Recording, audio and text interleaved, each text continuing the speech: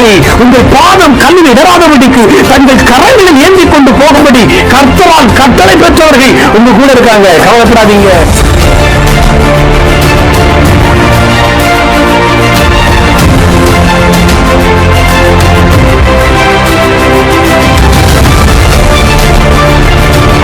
நான் சொன்ன ஆவியானவர் இங்க இருக்கிறார். எத்தனை பேர் நம்புறீங்க? எத்தனை பேர் நம்புறீங்க? இங்க இருக்கிறார் என்கிற நம்பிக்கையை நமக்கு கூட்டுகிறதே அது விசுவாசம்.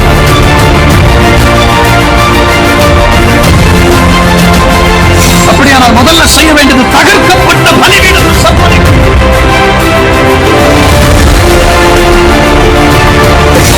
இயேசு எழுந்துவிட்டால் உங்க வாழ்க்கையில் இருக்கிற பிரச்சனைகள் காணாம போயிடும். அல்லேலூயா. கர்த்தருடைய வார்த்தைகளை கடந்து போகலாம். எடுத்து வாசிப்போம். ஏசாயா தீர்க்கதரிசியின் புஸ்தகம் 57வது அதிகாரம் அதனுடைய 1வது வார்த்தையை நாம் எடுத்து வாசிப்போம். ஏசாயா தீர்க்கதரிசியினுடைய புஸ்தகம் 57வது அதிகாரம் 1வது வார்த்தை. நீதிமான் மடிந்து போகிறான், ஒருவரும் அதை மனதில் வைக்கிறதில்லை. புத்திமான்கள் எடுத்துக் கொள்ளப்படுகிறார்கள், ஆனாலும் தீங்கு வராததற்கு முன்னே நீதிமான் எடுத்துக் கொள்ளப்படுகிறான் என்பதை சிந்திப்பார் இல்லை. நீதிமான் எடுத்துக் கொள்ளப்படுகிறான். இன்னைக்கு நான் உங்களோடு கூட பேசுகிற வார்த்தை இதுதான். நீதிமான் எடுத்துக் கொள்ளப்படுகிறான். அல்லேலூயா. ஞாயிற்றுக்கிழமை அன்னைக்கு வாரத்து முதல் நாள் இப்படியா எடுத்துக்கிட்டு போறதை பத்தியா பேசுவாங்க அப்படின்னு நம்ம யோசித்தோம்னா நம்ம சகுனம் பார்க்கிறோம்னு அர்த்தம். சரிதானே? ஆமா இல்லையா? சொல்லுங்க. ஒரு நல்ல தேவ பிள்ளையினுடைய பிரத்யாசை அல்லது ஒரு தேவ பிள்ளையினுடைய எதிர்பார்ப்பு என்ன அப்படின்னா, ஒரு நல்ல கிறிஸ்தவனுடைய எதிர்பார்ப்பு என்ன அப்படின்னா, எப்ப என் இயேசு வருவார் நான் அவரோட ஆமென் சொல்லுங்க பார்க்கலாம். எப்ப இயேசு வருவார் நான் அவரோட போவேன். ஒரு நல்ல தேவ பிள்ளையினுடைய எதிர்பார்ப்பு அதுதான். நம்புவேன் உம்மை நான் என் இயேசுவே, நானிலம் போற்றிடும் நாயகனே. இந்த பாட்டுல நான் அடுத்த சரணத்தை இப்படி எழுதினேன். என்று நான் உம்மிடம் சேர்ந்திடுவே, என்றுதான் என் மனம் ஏங்கிடுதே. என்று நான் உம்மிடம் சேர்ந்திடுவே, என்றுதான் என் மனம் ஏங்கிடுதே. ஏழை நான் என்னை நீ விற்றிடாதிரும், ஏழனே ஏத்தனை காத்தருளும். நம்புவேன் உம்மை நான் என் இயேசுவே, நானிலம் போற்றிடும் நாயகனே. என்னைக்கு நான் உம்மை பார்ப்பேன்? ஒரு நல்ல தேவ பிள்ளை. இந்த பாட்டை நான் குஜராத்தில் இருக்கும்போது எழுதினேன். உண்மையிலே ஆசையோடு எழுதினேன். என்னைக்கு நான் உம்மை பார்ப்பேன்? ஒரு தேவ பிள்ளை எப்போ மனசுக்குள்ள ஒரு ஆசை இருந்துகிட்டே இருக்கணும். என் ஆண்டவரை நான் எப்ப பார்ப்பேன்? உங்களுடைய திருமுகத்தை நான் எப்ப பார்ப்பேன்? எப்ப நான் அந்த தேசத்துக்கு வந்து சேருவேன் அப்படின்னு ஒரு ஆசை இருந்துகிட்டே இருக்கும். வெளிநாட்டுக்கு போகிற ஆண்கள்கிட்ட போய் கேட்டீங்கன்னா, சில புருஷன்லாம் வெளிநாட்டுக்கு போவாங்கல்ல, அவங்ககிட்ட போய் கேட்டீங்கன்னா, எப்போ 3 வருஷம் முடியும், திரும்ப நான் ஊருக்கு போவேன், என் பிள்ளைகளை போய் பார்ப்பேன் அப்படின்னு ஒரு ஆசை. அதே புருஷன் போய் வெளிநாட்டுல செட்டில் ஆயிட்டாருன்னு வைங்களேன், இங்க இருக்கிறவங்களுக்கு ஆசையா இருக்கும், எப்ப எங்களை கூட்டிட்டு போவாரு, நாங்க எப்ப போய் அங்க செட்டில் ஆகிறது. இருக்குமா இருக்காதா? ஆமா. நம்ம ஆண்டவர் அங்க நமக்காக ஒரு வீட்டை தயார் பண்ணிட்டு இருக்கிறார். நமக்காக ஆயத்தப்படுற அந்த வீட்டுக்கு போகணும்னு ஆசை வேணுமா வேண்டாமா? அல்லையா சொல்லுங்க. ஆமா. உடனே இது நம்ம என்ன நினைப்போம்னா, அப்படின்னா நீங்க எங்களை சாக சொல்றீங்களா? சாகணும்னு அவசியம் இல்லையே. அவரிடத்துல போகிறதுக்கு சாகணும்னு அவசியம் இல்லையே. அவர் வந்தால் நம்ம போயிடலாமே. ஆமென் சொல்லுங்க. அப்ப நம்முடைய வேண்டுதல் என்னவா இருக்கணும்? நீ சீக்கிரமாய் வாரும். சரி, கர்த்தருக்கு ஸ்தோத்திரம். என்னுடைய சப்ஜெக்ட் இது இல்ல. நீதிமான் எடுத்துக் கொள்ளப்படுகிறான். வாசித்த வசனத்தை மறுபடியும் வாசிப்போம். நீதிமான் மடிந்து போகிறான், ஒருவரும் அதை மனதில் வைக்கிறதில்லை. புத்திமான்கள் எடுத்துக் கொள்ளப்படுகிறார்கள். ஆனாலும் தீங்கு வராததற்கு முன்னே நீதிமான் எடுத்துக் கொள்ளப்படுகிறான் என்பதை சிந்திப்பார் இல்லை. தீங்கு நாள் வராததற்கு முன்னே நீதிமான் எடுத்துக் கொள்ளப்படுகிறான். பிரியமான தேவனுடைய பிள்ளைகளே, இந்த வசனத்தினுடைய அடிப்படையில் ஒரு முக்கியமான விஷயத்தை நான் உங்களோடு தெளிவுபடுத்த விரும்புகிறேன். இந்த உலகத்துக்கு ஒரு தீங்கு வரப்போகிறது. நம்முடைய காலத்துல சில ஒரு 2 வருடங்களுக்கு முன்பு இந்த தேசம் முழுவதும், உலகம் முழுவதும் ஒரு தீங்கு வந்தது. அதுக்கு COVID-19 என்று பெயர் வைத்திருந்தார்கள். 19வது ஆண்டுல வந்த அந்த வியாதி, அந்த கொள்ளை நோய் உலகமெங்கும் பரவி லட்சக்கணக்கான, இன்னும் சொல்ல போனா கோடி ஜனங்கள் இந்த பூமியை விட்டு நீக்கப்பட்டார்கள். ஒரு பெரிய அழிவை இந்த உலகம் சந்தித்தது. இன்றைக்கு காலையில நான் இங்க ஜெபித்துக் கொண்டிருக்கிற போது ஆவியானவரோடு பேசின வார்த்தை, மீண்டும் இந்த உலகத்துக்கு ஒரு தீங்கு வரப்போகிறது, மீண்டும் ஒரு கொடுமையான தீங்கு வரப்போகிறது. கர்த்தருடைய பிள்ளைகள் இந்த நாட்களில் உணர்வோட விழித்திருந்து ஜெபித்தால், எப்படி 19வது ஆண்டுல வந்த கோவிட்ல நாம் காக்கப்பட்டோமோ அதே போல கர்த்தர் நம்மையும் நம்மை போல தேவ பிள்ளைகளையும் காப்பார். ஆனால் நான் ஆசைப்படுகிறேன், அதற்கு முன்பதாக என் ஆண்டவர் வந்துவிட வேண்டும், அவரோடு கூட நாம் அங்கே போய்விட வேண்டும். அல்லேலூயா. அவரோடு கூட நாம் அங்கே போய்விட்டால் இந்த பூமியில நமக்கு வருத்தம் இல்லை, பசி இல்லை, கவலை இல்லை, துக்கம் இல்லை, கண்ணீர் இல்லை, வேதனை இல்லை, கடன் இல்லை, ஏன் கரண்ட் பில் இல்லை. அல்லேலூயா சொல்லுங்க. மொபைலுக்கு ரீசார்ஜ் பண்ண வேண்டாம், இன்டர்நெட்டுக்கு பைசா கட்ட வேண்டாம். அங்க போயிட்டா எல்லாமே ஃப்ரீ. எங்க பரலோகத்துல போயிட்டா எல்லாமே ஃப்ரீ. ஒரு ரகசியம் சொல்லித்தரேன், வைஃபை இருக்கா அப்படிங்கறத நான் உங்களுக்கு சொல்லித்தரேன். என்ன கவனிங்க, வெளிப்படுத்தின விசேஷத்தை நீங்க உற்று கவனித்தால், தேவன் வானத்தையும் பூமியையும், இன்னைக்கு நாம வாழ்ந்து கொண்டிருக்கிற இந்த பூமியும் வானமும் அழிக்கப்பட்டு போன பிறகு ஒரு புதிய வானத்தையும் ஒரு புதிய பூமியையும் கர்த்தர் உண்டாக்குவார். அப்படித்தான் நாம் 21வது அதிகாரத்துல படிக்கிறோம். ஒரு புதிய வானம், ஒரு புதிய பூமி உருவாக்கப்பட்ட பிறகு அந்த பூமியில ஒரு புதிய எருசலேம், இன்னைக்கு இருக்கிற எருசலேம் அல்ல, அதுக்கு பதிலாக ஒரு புதிய எருசலேமை அவர் உருவாக்குவார். அந்த புதிய எருசலேம் அளவு கொடுக்கப்பட்டிருக்கிறது 30 கிலோமீட்டர் அளவுக்கு, சில மீட்டர்கள் குறைவாக, 30 கிலோமீட்டர் ஃபுல்ஃபில் இல்லாம அதுக்கு சில மீட்டர்கள் குறைவாக, கணக்குப்படி ஒரு 30 கிலோமீட்டர்னு வச்சுக்கலாம், அதுக்கு சில மீட்டர் குறைவு, அது 30 கிலோமீட்டர் கணக்குல வச்சுக்கலாம். இந்த அடிப்படையில 4 பக்கமும் 30 கிலோமீட்டர் சுற்றளவு வருகிற ஒரு சதுரமான ஒரு பட்டணம், 30 கிலோமீட்டர் சதுர பரப்பளவு உள்ள ஒரு பெரிய பட்டணம், அதற்கு எருசலேம் என்று பெயர், அதற்கு புதிய எருசலேம் என்று பெயர். இந்த புதிய எருசலேமை கொண்டு வந்து அங்கே தேவாலயத்தை வைத்து அங்கே தேவன் வீற்றிருப்பார். அவருடைய ஒளி தேசத்துல வீசும். நல்ல கவனமா கேளுங்க. பூமியினுடைய எல்லை வரைக்கும் இருக்கிறவர்களோடு அவரோடு தொடர்பில் இருப்பார்கள்.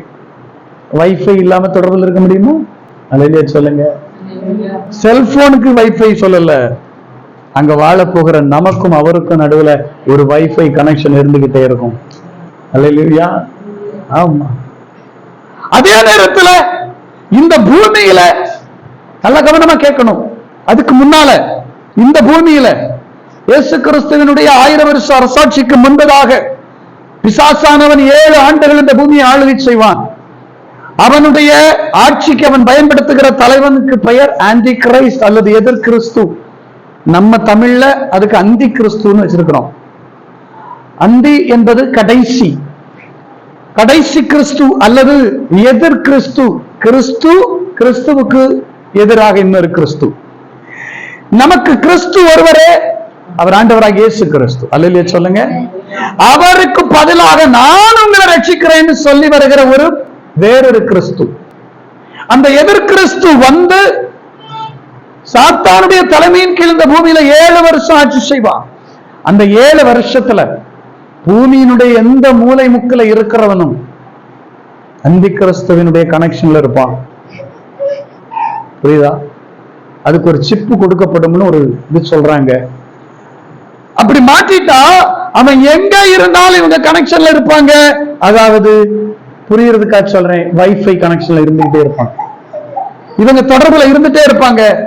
இவங்க தொடர்பை தாண்டி எங்கேயும் போக முடியாது. சாத்தான் இந்த உலகத்துல 7 வருஷம் தன்னுடைய தொடர்புக்குள்ள உலகத்துல இருக்கிற மொத்த மனிதர்களையும் கண்ட்ரோல் பண்ணி வைக்க முடியுமானால், பரலோகத்துல அவரோடு வாழுகிறவர்களை அவருடைய கண்ட்ரோல்ல, அவருடைய இணைப்புல, அவரோடு தொடர்புல அவர் வைத்திருக்கிற அந்த அன்பை கொஞ்சம் யோசித்து பாருங்க. அல்லேலூயா, அல்லேலூயா. எவ்வளவு பெரிய மகிமை, எவ்வளவு பெரிய ஆசீர்வாதம், எவ்வளவு பெரிய சந்தோஷம் தெரியுமா இது? நல்ல கவனிங்க. கர்த்தருக்கு ஸ்தோத்திரம். ஆக இந்த பூமிக்கு ஒரு தீங்கு நாள் வரப்போகிறது. ஆனால் வேதம் சொல்லுகிறது, தீங்கு நாள் வருவதற்கு முன்பு நீதிமான் எடுத்துக் கொள்ளப்படுகிறான். யார் எடுத்துக் கொள்ளப்படுகிறார்கள்? தீங்கு நாள் வருவதற்கு முன்பு. நான் முதல்ல சொன்ன இந்த உலகத்துக்கு மறுபடியும் ஒரு தீங்கு வரப்போகிறது. ஆனா அது முடிவான தீங்கு அல்ல. ஆனால் இங்கே நான் உங்களுக்கு எடுத்து சொல்ல வருகிற முக்கியமான ஒரு தீங்கு, ஆன்டி கிரைஸ்ட் என்று சொல்லுகிற எதிர்கிறிஸ்துவானவன் இந்த உலகத்தை ஆளுகை செய்ய வருகிற போது உலகம் அனைத்தும் இருக்கிற எல்லாருக்குள்ள, குறிப்பா கிறிஸ்தவர்கள் என்று அறியப்படுகிறவர்களுக்கெல்லாம் ஒரு தீங்கு வரப்போகிறது. அந்தி கிறிஸ்து காலத்துல கிறிஸ்தவங்க இருப்பாங்களா? இருப்பாங்க. யாரெல்லாம் இயேசு கிறிஸ்துவனுடைய வருகையில போகாம, இயேசு கிறிஸ்துவனுடைய வருகையில போகாம கைவிடப்பட்டார்களோ அவர்கள் அத்தனை பேர் யார் கையில் இருப்பாங்க? ஆன்டி கிரைஸ்டனுடைய கையில போய் விடுவார்கள். அன்னைக்கு அவன் என்ன சொல்லுவான் தெரியுமா? ஏண்டா இயேசு கிறிஸ்துவ கூட சேர்ந்துக்கிட்டு எங்களை சாத்தானே சாத்தானே சாத்தானேன்னு என்ன பாடுபடுத்துனீங்க அப்படின்னு துவன்னு துவைச்சிருவான். யார? கையில சிக்கினவன. யார் கையில சிக்குவா? கைவிடப்பட்டவர்கள்.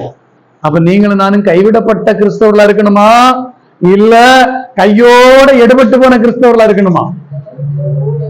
அல்லேலூயா சொல்லுங்க. நம்ம எல்லாம் கையோட எடுக்கப்பட்டு போகிற கிறிஸ்தவர்களா இருக்கணும்.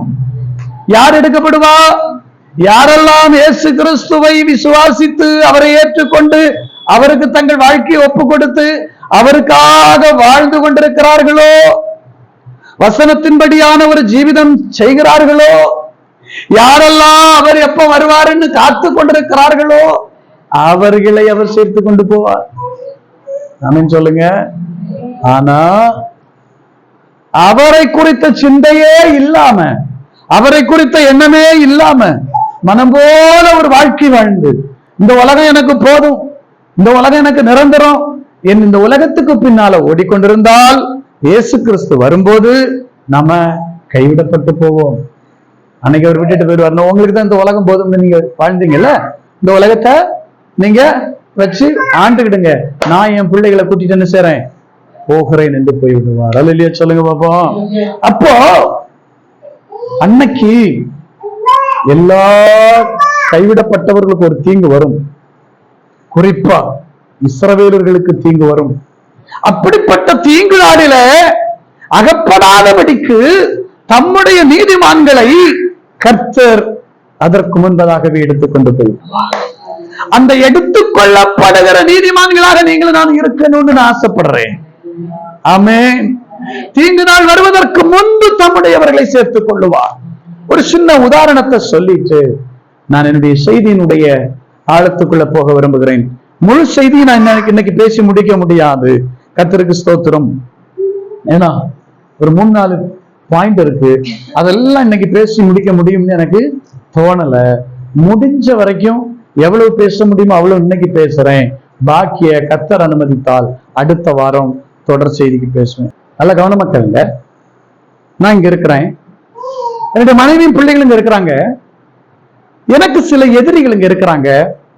ஒரு உதாரணம் சொல்றேன். என்ன யாரு பாஸ்டர் அந்த எதிரி சொல்லுங்க, நான் போய் அவனுக்கு என்ன பாடுபடுத்திட்டு வரேன்னு இருக்காதீங்க. நான் குடும்பமா இங்க இருக்கிறேன், எனக்கு ஒரு குடும்பம் இங்க இருக்கு. இப்ப நான் ஊருக்கு போறேன், சொல்லிட்டு போறேன், அம்மா நான் ஊர்ல போய் எங்க குடும்ப வீட்டுல நம்ம குடும்பம் அங்க தங்குறதுக்கு நான் எல்லாம் ஏற்பாடு பண்ணிட்டு வரேன், நீங்க அது வரைக்கும் என்ன செய்யுங்க, இங்க இருங்கன்னு மனைவி பிள்ளைகளை சொல்லி இங்க உட்கார வச்சுட்டு போறேன். நல்ல கவனமா கேளுங்க. போய் அங்க போனா அங்க வேலை நிறைய ஆயிடுச்சு, எல்லா வேலையும் முடிச்சிட்டு என்னால இங்க வர முடியல. அப்ப நான் என்ன பண்றேன், என் மனைவி பிள்ளைகளோட தொடர்புல ஒரு மீடியேட்டர் இங்க வச்சுக்கிறேன், ஒருத்தரோட தொடர்புல வச்சுக்கிறேன். அவங்கதான் அப்பப்ப வந்து பேசி எனக்கு தகவல் சொல்றாங்க, அப்பப்ப வந்து இவங்களுக்கு தகவல் சொல்லி கவனிச்சுக்கிறாங்க, வந்து பாத்துக்கிறாங்க, விசாரிச்சுக்கிறாங்க. விசாரிச்சுட்டு எனக்கு வந்து தகவல் சொல்றாங்க, பரவாயில்ல இன்னைக்கு சாப்பிட்டாங்க, இன்னைக்கு கடைக்கு போனாங்க, நல்லா இருக்காங்க, ஆமா இன்னைக்கு கறி சமைச்சாங்க, இன்னைக்கு மீன் சமைச்சாங்க, எல்லாம் சொல்லிட்டு இருக்கிறாங்க. நல்ல கவனமா கேளுங்க. ஒரு உதாரணம் சொல்றேன். இப்போ நாங்க எல்லாம் ரெடி பண்ணிட்டேன், நான் திரும்ப இங்க வர முடியாத ஒரு நிலை. அப்ப நான் என்ன பண்றேன் தெரியுமா, நான் யாரோட இடையில மீடியேட்டர் வச்சிருக்கிறேனோ அவங்க கிட்ட தகவல் கொடுக்கிறேன். நான் குறிக்கப்பட்ட நாள்ல வருவேன், அன்னைக்கு என் மனைவி பிள்ளைகளும் தயாரா இருக்க சொல்லுங்க, நான் வந்து கூட்டிட்டு போறேன். நான் இங்க வரமாட்டேன், மாறாக பக்கத்துல இருக்கிற ஒரு பெரிய பட்டணத்துக்கு வந்துடுறேன்.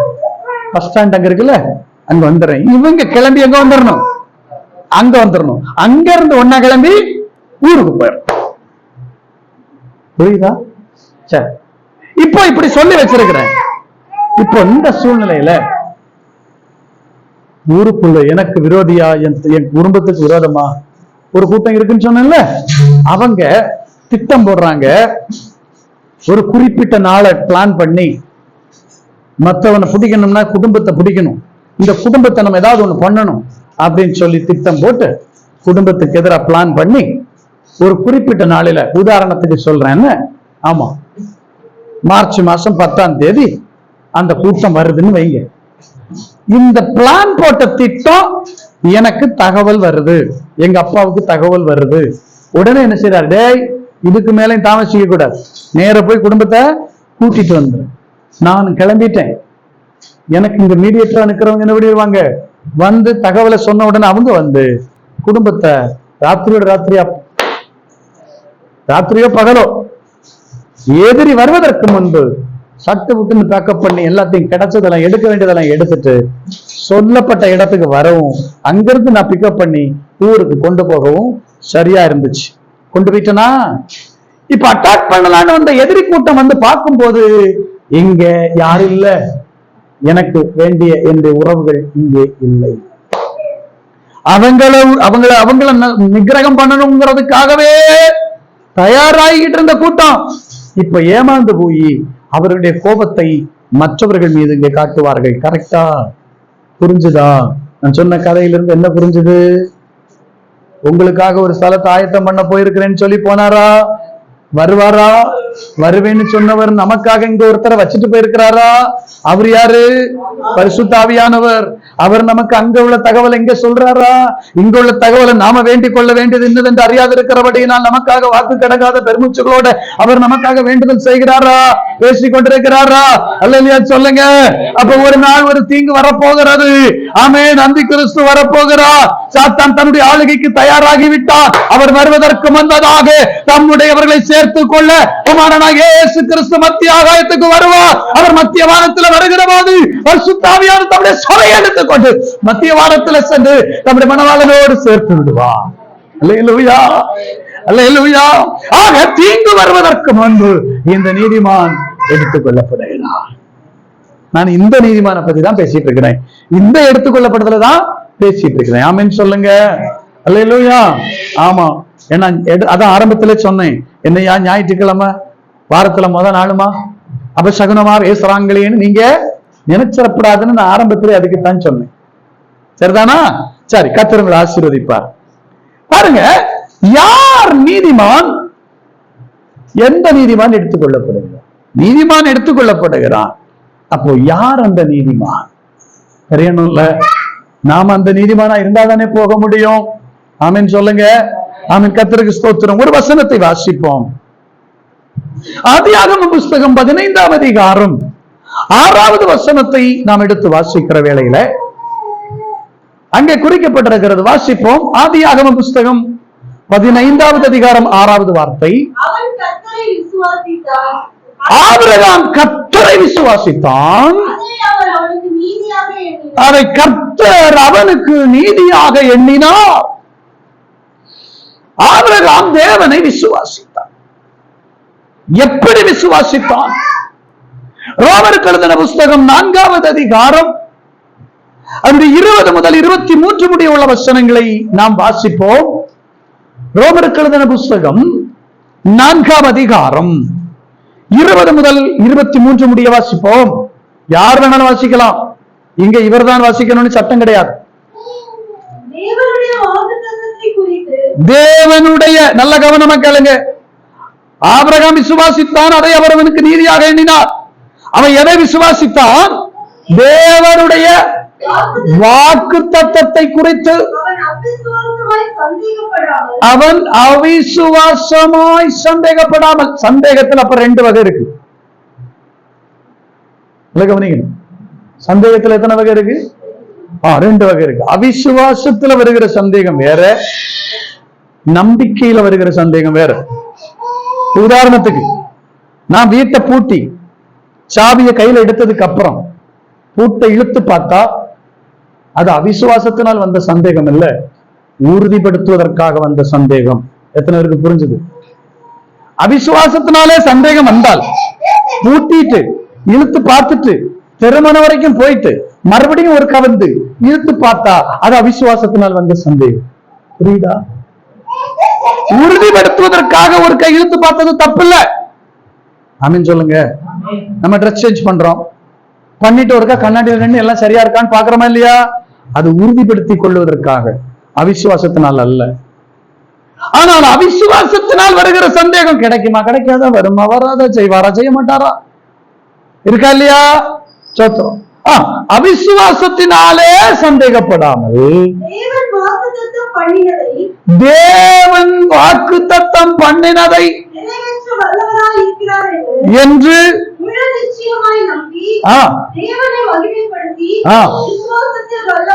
விசுவாசத்தில் பாருங்க.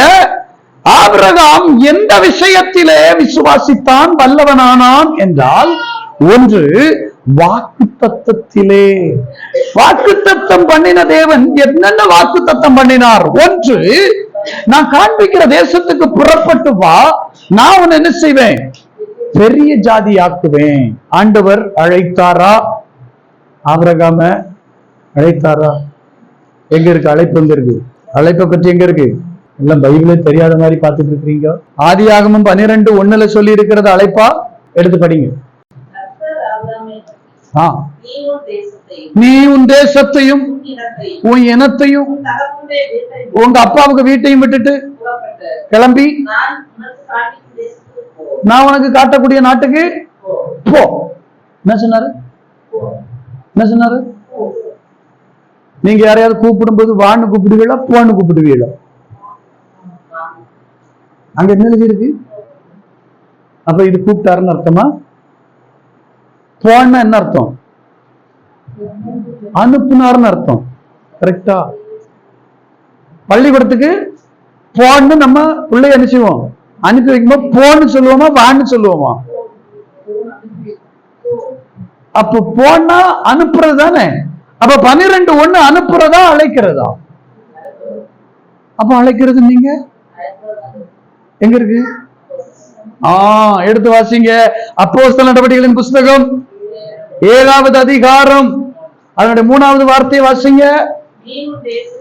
ஆபிரகாமை பார்த்து சொல்லுகிறார், நீ உன் தேசத்தையும் உன் இனத்தையும் விட்டு புறப்பட்டு நான் உனக்கு காட்டக்கூடிய நாட்டுக்கு செய் வா.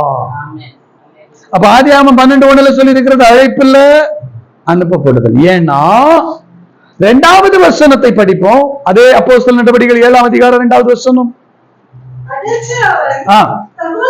சகோதரரே, பிதாக்களே, கொஞ்சம் கவனமா கேளுங்க. நம்முடைய பிதாவாகிய ஆபிரகாம் எங்க குடியிருப்பதற்கு முன்னமே காரான் அல்லது ஆரான், காரான தான் ஆரான் எழுதியிருக்கு, சரியா? ஆரானிலே அல்லது காரானிலே குடியிருப்பதற்கு முன்னமே மெசொப்பொத்தாமியா தேசத்திலே கல்தேயர் பட்டணத்திலே ஊர் என்று சொல்லுகிற ஊர்ல இருக்கிற போதே நான் உன்னை அவன் ஒரு தேசத்துக்கு அனுப்புறேன் வா என்று அழைத்தார். அப்ப 12:1 சொல்லப்பட்டிருக்கிற போது அவர்கள் எங்க இருந்தாங்க? காரான்ல இருந்தாங்க. புரியுதா?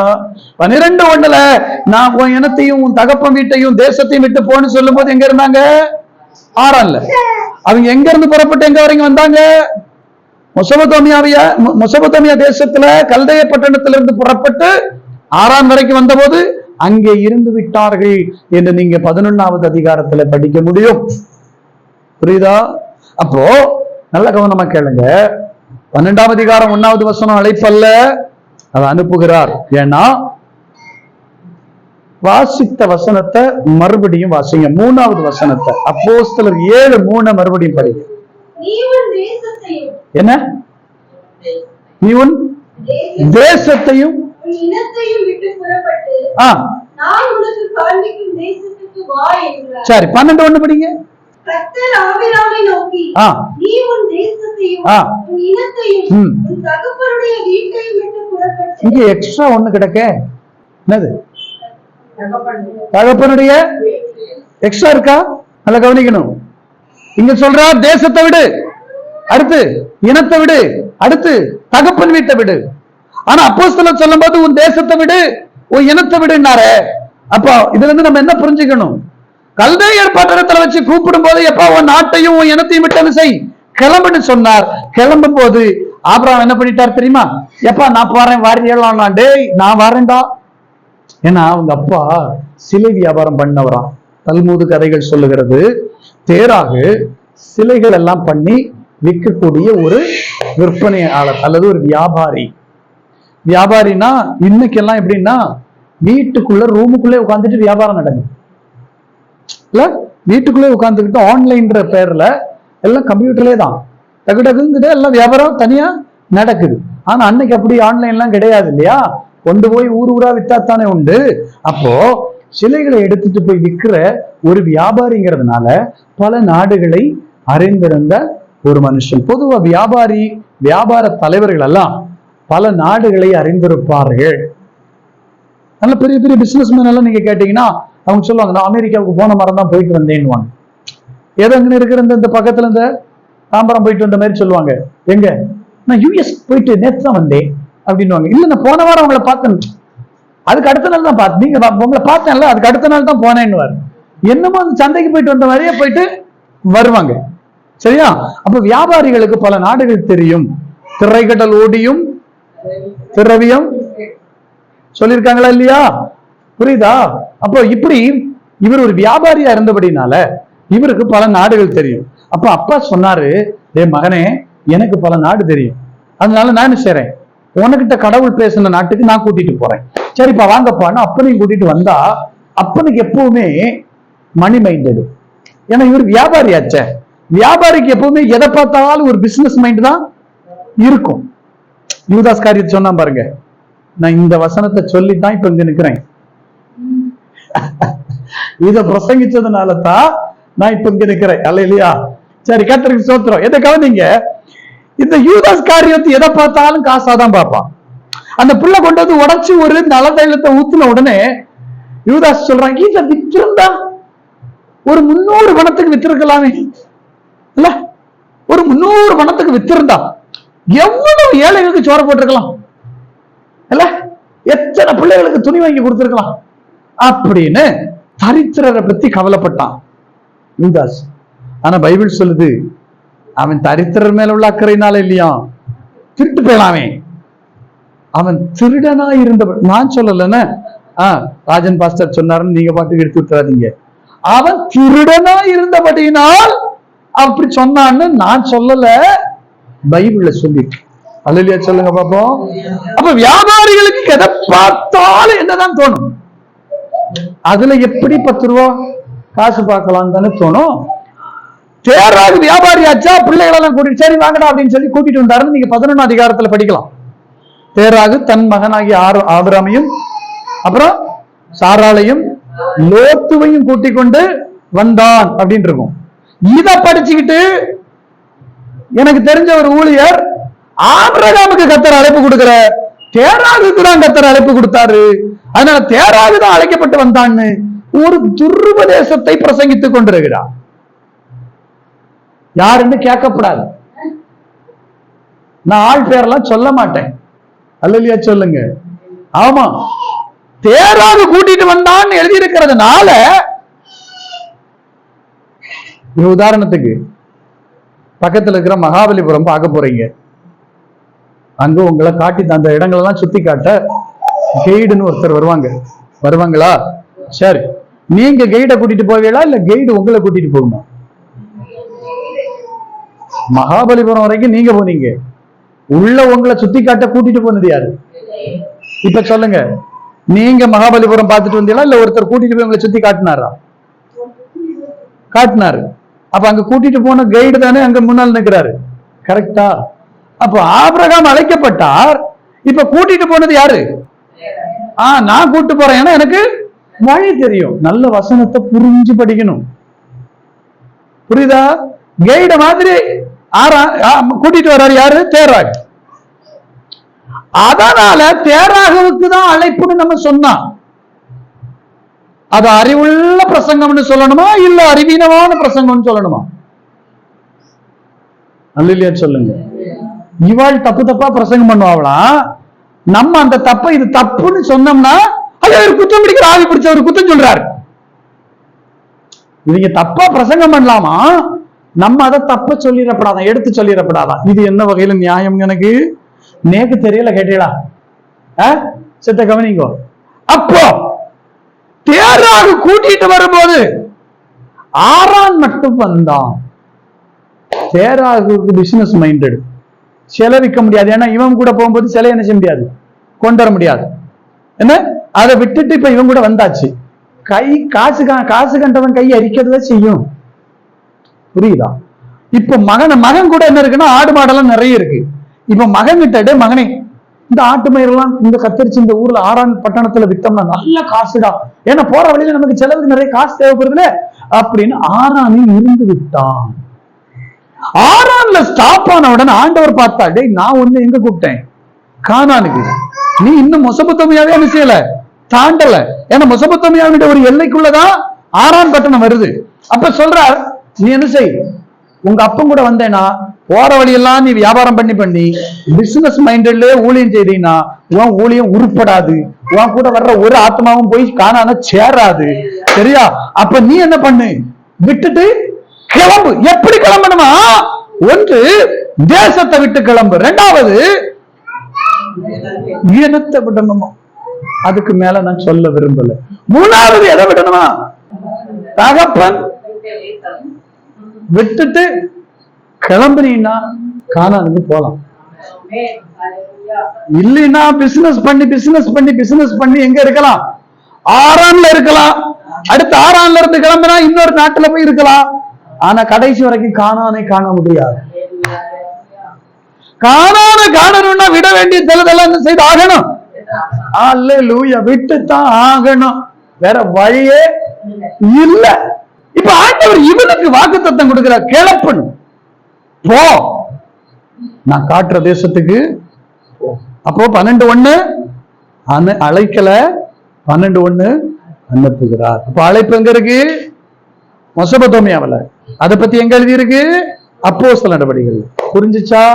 தூக்கத்துல எழுப்பி கேட்டா கூட என்ன செய்யணும், சொல்லிக் கொடுக்க தெரியும். நீங்கெல்லாம் வசனத்துல தேறினவர்களாய் அநேகரை படுகொலியிலிருந்து தூக்கி விடுகிற மீட்பர்களாய் மாறணும். கர்த்தர் அப்படி மாற்றுவாராக. அல்லேலூயா சொல்லுவோமா? சார் என்ன கவனிங்க, கர்த்தருக்கு ஸ்தோத்திரம்.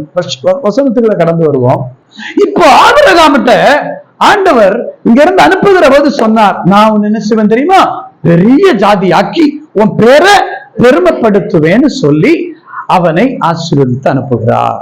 அப்ப ஒரு வாக்கு தத்தத்தை கவனிங்க. அவன் எதை சந்தேகப்படாமல், சந்தேகப்படாம அவன் விசுவாசித்தானாம்?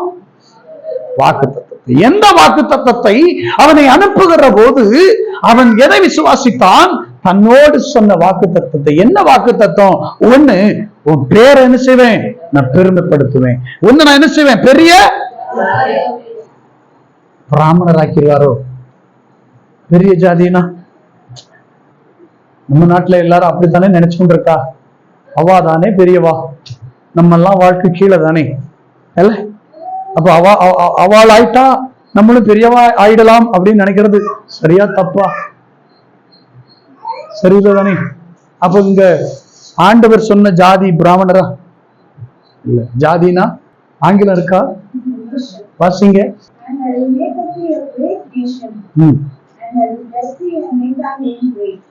அவனை பெரிய நாடாக்குவேன்னு சொன்னாரா? காஸ்ட் அப்படி சொன்னாரா? நேஷனா காஸ்டா? அப்ப நம்ம ஊர்ல சொல்ற ஜாதிக்கு காஸ்டா நேஷனா? நம்ம சொல்லிக்கிற ஜாதிக்கு காஸ்டா நேஷனா? காஸ்ட். ஆனா தேவன் சொன்னது ஜாதி காஸ்டா நேஷனா? இத புடிச்சு வச்சுக்கிட்டு சிலதுகெல்லாம் அது ஒரு குழப்ப கூட்டம் தெரியுது. ஆண்டவரே ஜாதியாக்குவேன்னு சொல்லி இருக்காரு. அதனால பைபிள் என்ன கிடக்கு? ஜாதி கிடக்கு. அதனால ஜாதி பார்க்கணுங்கிறான். கிறிஸ்தவர்களா மட்டும் இருங்க, வேற எந்த ஜாதிக்கும் உட்படாதீங்க. அல்லேலூயா சொல்லுங்க. ஏன் எந்த ஜாதிக்கு உட்படக்கூடாதுன்னா, இந்தியாவில சொல்லப்படுகிற அத்தனை ஜாதிகளும் எந்த அண்டர்ல வருதுன்னா ஒரு சரீரத்தின் கீழ் வருகிறது. எந்த சரீரம் தெரியுமா? பிரம்மா என்று சொல்லுகிற ஒரு உடலுக்குள் வருகிறது.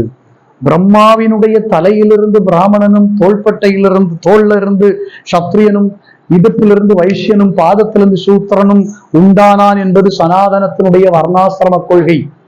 நல்லா புரிஞ்சுக்கணும். அப்படி இருக்கும்போது அது எந்த சரீரத்தை உடையது? பிரம்மாவின் சரீரத்தை உடையது. நீங்களும் நானும் ரட்சிக்கப்பட்டு எந்த சரீரத்தோடு சேர்க்கப்பட்டிருக்கிறோம்?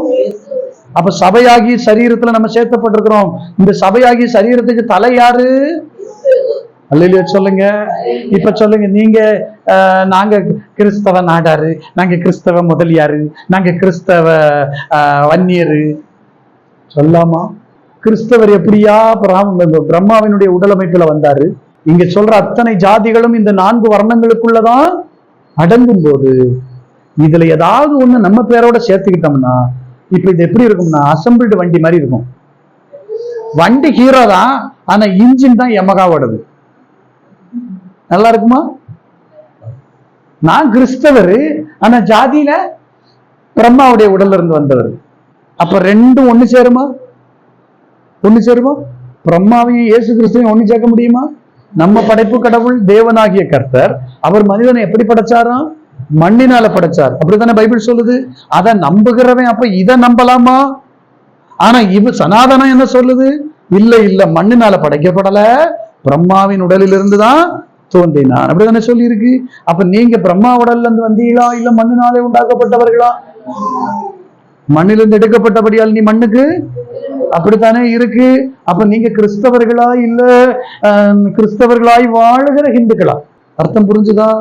ஆமா. அப்ப ஆண்டவராகிய கர்த்தர் ஆபிரகாம் கிட்ட நான் உன்னை பெரிய ஜாதி ஆக்குவேன்னு சொன்னாரு. என்ன ஜாதி ஆக்குவேன்னாரு? உன்னை பெரிய நாடாய் மாற்றும். தனி மனுஷன் ஒருத்தனை கூப்பிட்டு சொன்னார், நான் உன்னை ஒரு பெரிய நாடாக மாற்றுவேன். இன்னைக்கு அவன் பேர்ல ஒரு நாடு இருக்கு. அவன் பையன், அவன் ஈசாக்கோட மகன் யாக்கோவுக்கு அவன் பேர்ல இஸ்ரவேல் என்கிற பேர்ல ஒரு தனி நாடு. அந்த பேர்ல தான் இன்னைக்கு உலகமெங்கும் இருக்கிற எல்லா தெய்வ மக்களும் ஆராதித்துக்கணும்.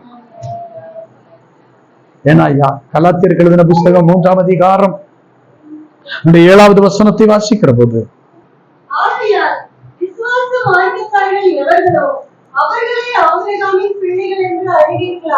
ஆபிரகாமினுடைய சந்ததிகளாக அறியப்படுகிற அத்தனை பேரும் தேவனுடைய பிள்ளைகளாகிறோம். அல்ல கவனிங்க. அப்ப யாரெல்லாம் தேவ பிள்ளைகள்னா, ஆபிரகாமுக்கு யாரெல்லாம் பிள்ளைகள் ஆகிறாங்களோ அவங்கெல்லாம் தேவ பிள்ளைகளாகிறோம். எப்போ நாம ஆபிரகாமுக்கு பிள்ளைகளாகிறோம்? எப்போ விசுவாச மார்க்கத்தார் ஆகிறோமோ அப்போ. அப்ப உங்களுக்குள்ள விசுவாசம் இருக்கா? விசுவாசித்து தானே இந்த பைபிளை கையில எடுத்தீங்க. அப்படின்னா நீங்கெல்லாம் ஆபிரகாமின் சந்ததி. அப்ப நீங்கெல்லாம் தேவனுடைய பிள்ளைகள். அல்லேலூயா சொல்லுங்க. அப்ப நீங்க தேவனுடைய பிள்ளைகளா இருக்க அந்நிய பெயர்கள் உங்களுக்குள்ள வருமா? வரலாமா? வரவே கூடாது. வரவே கூடாது. ஆமீன் சொல்லுங்க பாப்போம்.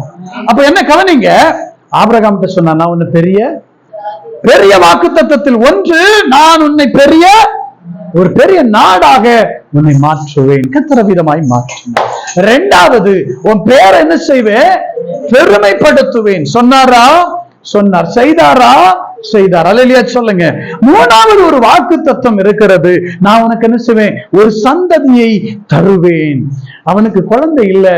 அப்போ ஆறான்ல இருந்து புறப்படுறப்போ அவனுக்கு வயசு 75. 12ஆம் அதிகாரம் 5வது வசனத்தை படிங்க. இங்கிலீஷ தமிழோ. தன் சகோதரனுடைய குமாரனாகிய லோத்தையும் தாங்கள் சம்பாதித்திருந்த தங்கள் சம்பத் எல்லாவற்றையும் ஆரானிலே சம்பாதித்த ஜனங்களையும் கூட்டிக் கொண்டு. எனக்கு அவனுங்க எந்த இடத்துல ஒண்ணு நீங்க நல்ல திருஷ்டாந்தப்படுத்திக்கணும். நான் முதல்ல சொன்னேன் ஆரான்ல அவங்க பிசினஸ் பண்ணாங்கன்னு சொன்னேன். உங்களுக்கு டவுட் வந்திருக்கலாம்.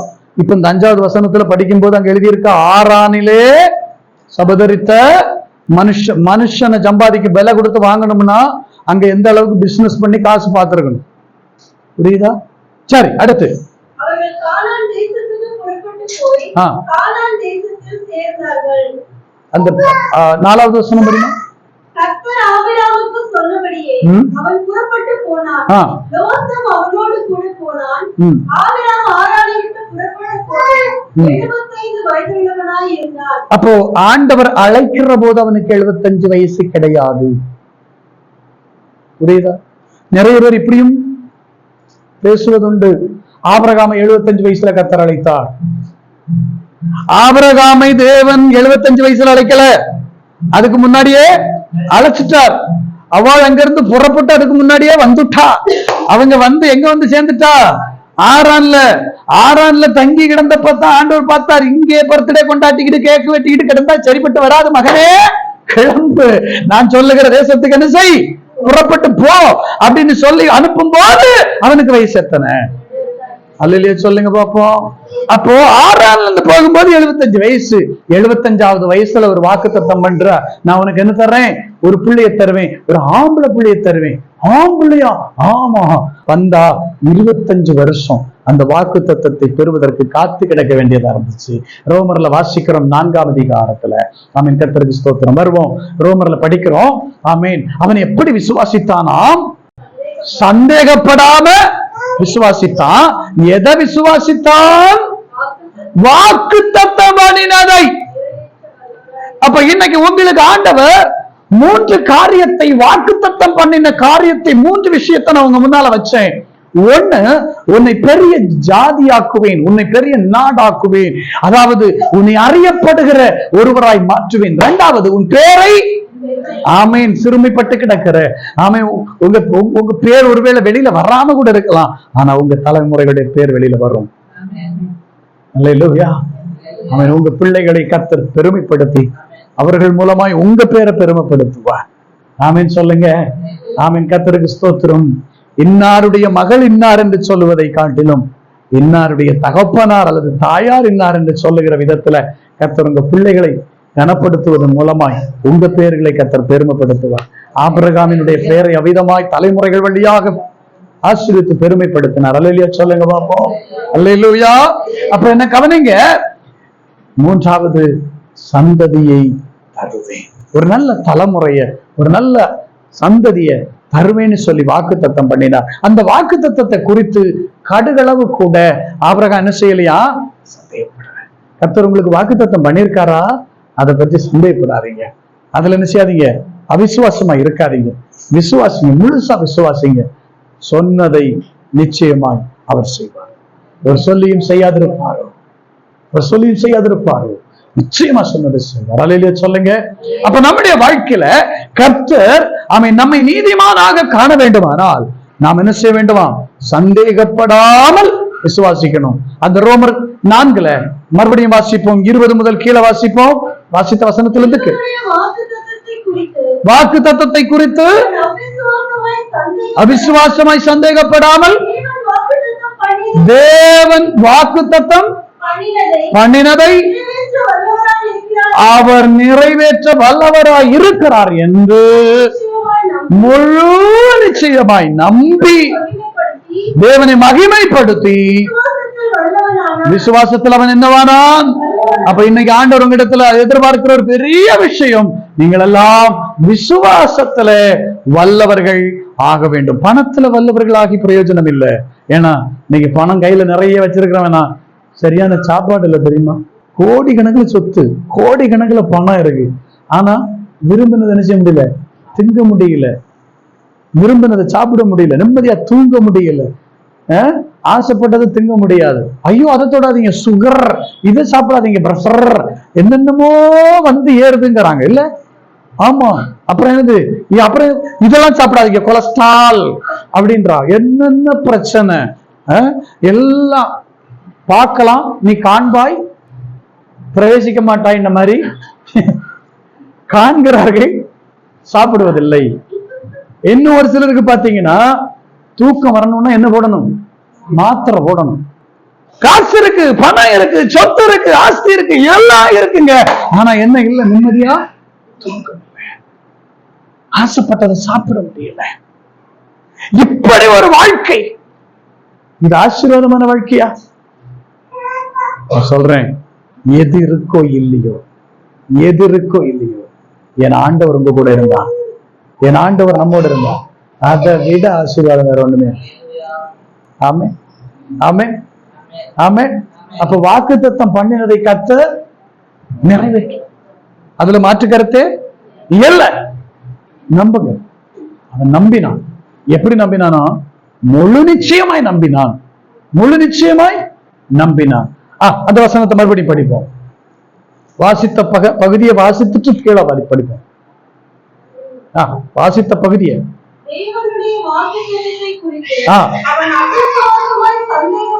சந்தேகப்படாமல் என்று முழு நிச்சயமாய் நம்பி தேவனை மகிமைப்படுத்தி விசுவாசத்தில் அவன் வல்லவனானான். நீங்க எதுல வல்லவன் ஆகணும்? சரி, ஆகையால் புரியுதா? ஆபிரகாம் தேவனை விசுவாசித்தான், அவனுக்கு நீதியாக எண்ணப்பட்டதுன்னு 6வது வசனம் 15 படிச்சோமே. எங்க? ஆதியாகமம் 15:6 படிச்சோமே. எது? அவிசுவாசம் இல்லாம வாக்குத்தத்தம் பண்ணினத முழு நிச்சயமாய் நம்பி விசுவாசத்தில் வல்லவனானான். ஆகையினால அது அவனுக்கு, அப்போ விசுவாசிக்கிறவன் யார் என்று எழுதப்படுகிறது? நீதியாக எண்ணப்பட்டது. வாசித்து முடிப்போம்.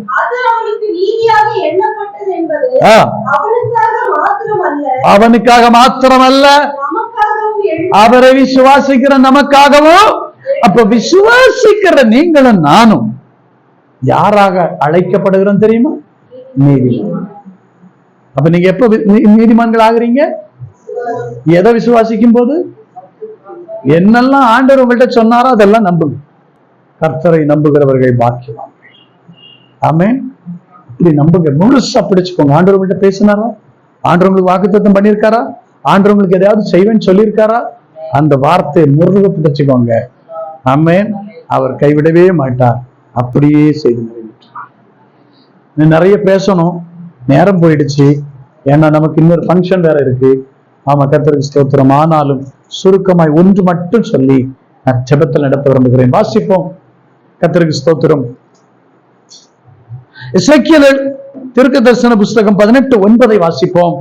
எசேக்கியேல் தீர்க்க தரிசன புஸ்தகம் 18:9 வாசிப்போம். நான் சங்கீதம்னா சீக்கிரம் எடுத்துடலாம். என் கட்டளைகளின்படி நடந்து என் நியாயங்களை கை கொண்டு உண்மையாயிருப்பானாகில் அவனே. யார் நீதிமான்? அப்ப முதல்ல நான் யார நீதிமான்னு சொன்னேன்? தேவனை சந்தேகப்படாம விசுவாசிக்கிறவன் நீதிமான். இப்ப நிறைய பேருக்கு விசுவாசம் இருக்கு, ஆனா அதுக்குள்ள என்ன இருக்கு? சந்தேகம் இருக்கு. சொல்ற புரியுதா? ஆமா, இந்த மாதிரியே விசுவாசத்தை பற்றி ஒரு பாஸ்டர் பயங்கரமா பிரசங்கம் பண்ணாரு. அந்த அம்மா உட்கார்ந்து அப்படியே கேட்டுக்கிட்டே இருக்கும்போது அந்த நேரம் திடீர்னு மழை பெய்யுற சத்தம் கேட்டுச்சு. மழை பெய்யுற சத்தம் கேட்டவுடனே விசுவாசத்தினால அந்த அம்மா பிரசங்கியார் சொல்றாரு, விசுவாசத்தினால நீ இந்த மலையை பார்த்து பெயர்ந்து போய் நடுசமுத்திரத்துல விழுந்தால் அது உனக்கு விழும், அப்படியே கீழ்ப்படின்னு சொன்னாரு அப்படின்னு பிரசங்கம் பண்ணணும். அதை கேட்டுட்டு இந்த அம்மா விசுவாசத்தோடு சொல்லுச்சு, இயேசுவின் நாமத்தினால என் வீட்டு வெளியில வாசப்படியில கிடக்கிற அந்த அம்மிக்கல் இப்பொழுது புறப்பட்டு அடுக்கலைக்குள்ள போய் விழுவதாக அப்படின்னு அறிக்கை பண்ணுச்சு. மீட்டிங் முடிஞ்சு வீட்டுக்கு வரும்போது ஆமென் ஸ்தோத்திரம், அந்த வாசல்ல வந்த உடனே அறிக்கை ஞாபகத்துக்கு வந்துச்சு. எட்டி பார்த்தா அங்க அம்மிக்கல் அங்கதான் கிடக்கு. உடனே அந்த அம்மா சொல்லுச்சு, எனக்கு அப்பவே தெரியும் அம்மிக்கல் உள்ள போவாதுன்னு. அப்ப அந்த அம்மா எப்படி விசுவாசித்திருக்காங்க? அப்பவே தெரிஞ்சுதான் விசுவாசித்திருக்காங்க. எப்படின்னு? அம்மிக்கல்லு போகாதுன்னு தெரிஞ்சுதான் விசுவாசித்திருக்காங்க. புரியுதா? அப்ப அவிசுவாசத்தோடு விசுவாசித்தால் தேவனுடைய செயலை காண முடியாது. ஆனா ஒரு புள்ள விசுவாசிச்சு நடந்த ஒரு உண்மை. அவங்க வீட்டுக்கு முன்னாடி ஒரு சின்ன பாறை, ஒரு மலை, வீட்டு வாசல்னு பார்த்தா அந்த மலை தெரியும். சண்டே ஸ்கூல்ல சொல்லி கொடுத்ததை கேட்டுட்டு வந்து அந்த பிள்ளை அந்த மலையை பார்த்து சொல்லும், இயேசு நாமத்துல நடு சமுத்திரத்துல போய் விழுந்து, இயேசு நாமத்துல சமுத்திரத்துல போய் விழு, இயேசு நாமத்துல சமுத்திரத்துல போய் விழுன்னு சண்டே ஸ்கூல்ல சொல்லி கொடுத்தா அந்த பிள்ளை சொல்லும். ஆனா திடீர்னு அவங்க அப்பாவுக்கு பாம்பேல வேலை கிடைச்சு மும்பைக்கு மாறி போயிட்டாங்க. அப்ப பாம்பே, இப்பதான் மும்பை. அப்ப பாம்பேக்கு போயிட்டாங்க. அப்படி போனப்போ போய் ஒரு சில வருஷங்கள் கழிச்சு அவங்க திரும்ப ஊருக்கு வராங்க. வந்து பார்த்தா வீட்டுக்கு முன்னாடி இந்த மலையை காணும். என்னன்னு பார்த்தா கடற்கரையில அரிப்பு ஏற்படுதுன்னு சொல்லி, மணல் அரிப்பு ஏற்படுதுன்னு சொல்லி, அலை கடல் தண்ணி முள்ள வந்து ஊர் அரிக்குதுன்னு உடைச்சு இந்த மலையை பூரா உடைச்சு பெரும் கல்லா உடைச்சு பாட்டா பெரிய பெரிய பீஸா எடுத்து கொண்டு போய் கடல்ல போட்டான். அறிக்கை நிறைவேறிச்சா? சொல்லுங்க. அப்ப விசுவாசம் இல்ல, நான் வந்து மலை பெயர்ந்து போனா மொத்தமா அப்படியே எழும்பி போகணும் தான் விசுவாசித்தேன்னு சொல்லக்கூடாது. கடலுக்கு போக வேண்டிய மலை போச்சா? அல்லேலூயா சொல்லுங்க. அப்ப தேவனை சந்தேகப்படாம விசுவாசிங்க. இரண்டாவது இங்க என்ன சொல்லியிருக்கு? கட்டளைகளை கை கொண்டு நியாயத்தை நடப்பித்தால், நீதியை நடப்பித்தால் அவனே. அப்ப நம்ம ரெண்டாவது என்ன செய்யணும்? ஒண்ணு விசுவாசிக்கணும், ரெண்டாவது என்ன செய்யணும்? அவருடைய கட்டளைகளை கை கொள்ளணும். அவர் நமக்கு கொடுத்த கட்டளை, பாவம் செய்யாத, பொய் பேசாத, திருட்டு பண்ணாத, யாரையும் வஞ்சிக்காத, யாரையும் கெடுத்து பேசாத, யாருக்கு விரோதமா என்ன செய்யாத, அவதூறு பேசாத, நிந்திக்காத, ஆமா பொய் சாட்சி சொல்லாதிருப்பாயாக. கொடுத்திருக்காரா கட்டளை? சொல்லியிருக்காரா? ஆமா. யார் மேலையும் பொறாம படாதிருப்பாயாக. ஆமா, கர்த்தருக்கு ஸ்தோத்திரம். இப்படி நீங்க கட்டளைகளை கை கொண்டா, இரண்டாவது நீதியை நடப்பித்தால், நியாயத்தை நடப்பித்தால், வசனம் சொல்லுகிறது நீங்க யாராக இருப்பீர்கள்? சொல்லுங்க, யாரா இருப்பீங்க? நீங்க நீதிமானா அநீதிமானா? கட்டளை எல்லாம் கை கொண்டீங்களா? எல்லா நியாயத்தையும் கடைபிடிச்சிட்டீங்களா? இதுவரைக்கும் சந்தேகப்படாம ஆண்டவரை விசுவாசிச்சீங்களாக்கும்? அப்ப சொல்லுங்க, நீதிமானா அநீதிமானா? இதுவரைக்கும் அநீதியோட வாழ்ந்துருக்கு, இதுவரைக்கும் நீதிமான ஆகல. அப்ப இன்னைக்கு ஒரு முடிவுக்கு வருவோம். நீங்க நீதிமான் ஆனால், இன்னும் இருக்கு, அதெல்லாம் சொல்ல நேரம் இல்ல, ஆண்டு சுத்தமான நான் அடுத்த வாரம் பேசுறேன். நீதிமான் ஆனால் நாம் என்ன செய்வோம்? தீங்கு வருவதற்கு முன்பே லோத்து என்கிற ஒருவன் சோதம் கொமோராவுக்குள்ள வசித்திருந்த போது நம்முடைய தூதனை அனுப்பி அங்கிருந்து வெளியே கொண்டு வந்தார். அவர்கள் வெளியே வந்த போது அந்த தேசம் முழுவதும் அக்கினிக்கு இரையாக்கப்பட்டது. யூதா இப்படி குறிப்பிடுகிறார், லோத்து தினமும் தினமும் தினமும் தன் மனதில அந்த தேசத்தாரை குறித்து துக்கப்பட்டு வருத்தப்பட்டு ஜெபித்ததினாலே தேவனுடைய பார்வையில அவன் நீதிமானாக. நீங்கள் இன்னைக்கு நீதிமான்கள் ஆவீர்களானால் உங்களுக்கு ஒன்றை நான் உறுதியாக எடுத்து வைக்கிறேன், உங்களுக்கு தீங்கு வருவதற்கு முன்பு அந்த இடத்துல இருந்து கர்த்தர் விலக்குவார். ரோட்ல நின்றுகிட்டு இருப்பீங்க, ரோட்ல நீங்க நின்றுட்டு இருப்பீங்க, அந்த இடத்துல இருந்து கர்த்தர் சம்பந்தமே இல்லாம உங்களை விலக்குவார். நீங்கள் விலகின அடுத்த செகண்ட் அந்த இடத்துல ஒரு ஆபத்து வருவதை நீங்கள் காண்பீர்கள். தீங்கு வருவதற்கு முன்பு கர்த்தர் உங்களை காப்பார். யாருக்கு என்ன போராட்டம் வந்தாலும் கர்த்தர் உங்களை காப்பார். ஏன்னா அவருடைய பார்வையில் நீங்கள் யார்? அப்ப நீதிமானாகணும்னா முதல்ல என்ன செய்யணும்? ஒண்ணு, அவரை சந்தேகப்படாம விசுவாசிக்கணும். எதை விசுவாசிக்கணும்னு சொன்னேன்? வாக்கு தத்தத்தை விசுவாசி. வாக்கு தத்தம் என்னென்ன? உன்னை பெரிய ஜாதியாக்குவேன், உன் பேர உனக்கு சந்ததிய அல்லேலூயா சொல்லுங்க. அப்ப நீங்க வாக்கு தத்தத்தை சந்தேகப்படாம விசுவாசிங்க, கடவுளை விசுவாசிங்க. இரண்டாவது கட்டளையின்படி நடங்க. ஆண்டவர் என்னெல்லாம் உங்களுக்கு கட்டளை கொடுத்தார் அதெல்லாம் கடைபிடித்து நடங்க. மூணாவது என்ன செய்யுங்க? அவருடைய நியாயத்தை, ஒரு நாளும் அநீதிக்கு துணை நின்றாதீங்க. எவ்வளவு வேண்டப்பட்டவங்களா இருந்தாலும் சரி, அநீதி இருக்குதுன்னு தெரிஞ்சா தயவு செய்து விலகிருங்க. கர்த்தர் உங்களை நீதிமானாய் காண்பார். நீங்க சபையில விசுவாசி இல்ல? ஆமா. இவங்க உங்க பக்கத்து வீட்டுல இருக்கிறது ஒரு ஹிந்து குடும்பம், சரியா? ஆமா. நீங்க உங்க வீட்டு குப்பை எல்லாம் கூட்டி இயேசுவின் நாமத்தினால எல்லா குப்பையும் அங்க போன்னு சொல்லி எல்லா குப்பையும் அவ வீட்டுல போட்டுட்டு அவ உங்களை வாழ்த்துவாளா சண்டைக்கு வருவாளா? சண்டைக்கு. அவ சண்டைக்கு வரும்போது உங்களை மாதிரி அல்லேலூயா சோத்திரம் சொல்லி வாழ்த்து சண்டைக்கு வருவாளா? வரமாட்டான். நம்ம சண்டை போடும்போதெல்லாம் எப்படி கர்த்தர் உன்னை கடிந்து கொள்வாராக. துன்மார்க்கனுக்கு வருவதை நீ கண் காணும் அப்படின்னு வசனத்தை வச்சுதான் நிச்சயம் நம்ம திட்டுவோம். அவ எப்படி திட்டுவா? அவ வேற பாஷையில, அந்நிய பாஷையில எல்லாம் திட்டுவா. அந்நிய பாஷையில திட்டுன உடனே நம்மளால நினைச்சு நேர பாஸ்டர் எடுத்துட்டு வருவா. சோத்திர பாஸ்டர், இந்த பகுதி வீட்டுக்காரி அந்த காமாட்சி எப்ப பார்த்தாலும் கெட்ட கெட்ட வார்த்தையா திட்டுவா. உடனே பாஸ்டர் என்ன பண்ணுவாரு? நம்ம சகோதரி எலிசபெத், நம்ம சகோதரில உடனே எலிசபெத்துக்கு வேண்டி ஒரே ஜபம். என்னன்னு? எனக்கு எலிசபெத் இல்லல்ல. ஆமா, உடனே எலிசபெத்துக்கு பேரை சொல்லி ஒரே ஜபம். கர்த்தாவே, எலிசபெத்துக்கு விரோதமாய் அவன் கெட்ட வார்த்தை பேசுகிற அந்த காமாட்சி சந்தியும். ஆண்டவர் சொல்லுவார், முதல்ல நீ ஒரு நிமிஷம் எலிசபெத்தை உத்துப்பார். எலிசபெத்தை தான் இங்க சந்திக்கணும். ஏன்னா காமாட்சி திட்டினதுக்கு முத காரணமே யாரு? கர்த்தர் நியாயத்தின் பக்கம் நிற்பாரா, அநீதியின் பக்கம் நிற்பாரா? பாஸ்டர் யார் பக்கம் நிற்பார்? யார் காணிக்கையும் தசம பாகம் எக்ஸ்ட்ரா கொடுக்குறாங்களோ அவங்க பக்கம் நிற்பார். ஆனா கர்த்தர் காணிக்கையை கண்டு மயங்குகிறவர் அல்ல, பலியை கண்டு மயங்குகிறவர் அல்ல. அவர் நீதியின் பக்கம் நிற்கிறவர். நீங்கள் நீதிமான்களானால் நீதியின் பக்கம், நியாயத்தின் பக்கம் நில்லுங்க. கர்த்தர் உங்களை ஆசீர்வதிப்பார். நீங்கள் நீதிமான்களாய் கர்த்தருடைய ராஜ்யத்துக்குள்ள பிரவேசிப்பீர்கள். ஆமென். தீங்கு வருவதற்கு முன்பே உங்களை அவர் எடுத்துக் கொள்வார். கண்களை மூடுமா? எல்லாரும் ஒரு நிமிஷம் அப்படியே ஒப்பு கொடுப்போம். எல்லாரும் ஒப்பு கொடுப்போம். அல்லேலூயா. ஆண்டவரே சொல்லுங்க, ஆண்டவரே நம்ம முழு இருதயத்தோட விசுவாசிப்பேன். நம்ம முழுமையா விசுவாசிப்பேன், அரைகுறையாக அல்ல. ஒருவேளை இதுவரைக்கும் நான் அறையும் குறையுமா சந்தேகத்தோட விசுவாசித்திருந்திருக்கலாம். ஆனா இனி நான் அவிசுவாசம் என்பதற்கு இடம் கொடுக்க மாட்டேன்.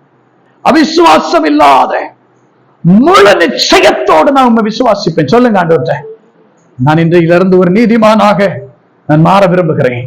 காரணம், தீங்கு வருவதற்கு முன்பு நீதிமான் எடுத்துக் கொள்ளப்படுகிறான். இரண்டாவதாய், ஆண்டவரே, நம்முடைய கட்டளைகளுக்கு கீழ்ப்படியும். ஆண்டவரே, உம்முடைய வசனங்களுக்கு கீழ்ப்படியும். ஆண்டவரே, உம்முடைய வார்த்தைகளுக்கு கீழ்ப்படிவேனப்பா. உம்முடைய வசனத்துக்கு கீழ்ப்படிவேனப்பா. உம்முடைய வசனத்துக்கு கீழ்ப்படிவேனப்பா. உம்முடைய வசனத்துக்கு நான் கீழ்ப்படிவேன் ஐயா.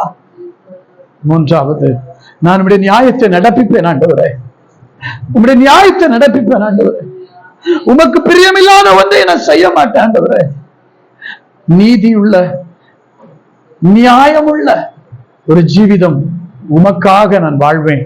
ஆண்டு ஒப்பு கொடுப்போம். நல்ல பிதாவே, ஆமென்.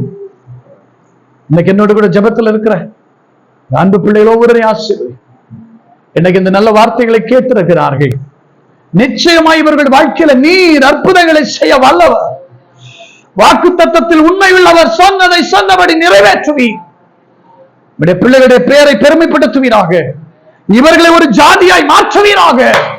இவர்களை ஆமென் தலைமுறைகளை தந்து ஆசீர்வதிப்பீராக.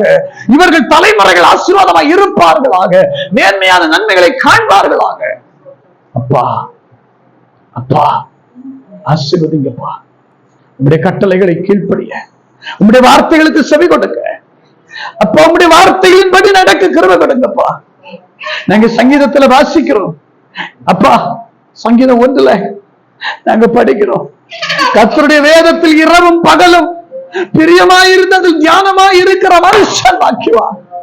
உம்முடைய பிள்ளைகளாகி நாங்கள் உம்முடைய வேதத்தின் மீது பிரியம் வைத்து உம்முடைய வேதத்தை நேசித்து அப்பா அது பிரியமாயிருக்க, அதன் மேல் வாஞ்சையாயிருக்க கிருபை தருவீராக. வசனங்களுக்கு கீழ்ப்படிய கிருபை தருவீராக. கடமைக்காக நாங்க பைபிள் படிச்சுட்டு போற ஒரு கூட்டமா இருக்கக்கூடாது. படித்து அவைகளை தியானம் செய்து அவைகளின்படி நடக்க கிருபை தாரும். நியாயத்தை நடப்பிக்க கிருபை தாரும். அநியாயம் எங்களில் காணப்படாதிருக்கும்படி கிருபை செய்வீராக. கேருவின் ஆகிய அவன் அந்த தூதனிடத்துல அநியாயம் கண்டுபிடிக்கப்படுகிற வரைக்கும் அவனுடைய சன்னிதானத்துல மகிமையாய் காணப்பட்டான் என்று நாங்கள் வேதத்துல வாசிக்கிறோம். அநியாயம் கண்டுபிடிக்கப்பட்ட போது அவன் தள்ளப்பட்டான் என்று நாங்கள் பார்க்கிறோம். தகப்பனே, நாங்கள் உம்முடைய பார்வையில் அநியாயம் கண்டுபிடிக்கப்படாத நியாயத்தை மட்டும் நடப்பிக்கிற நீதிமான்களாய் எங்களை மாற்றுவீராக.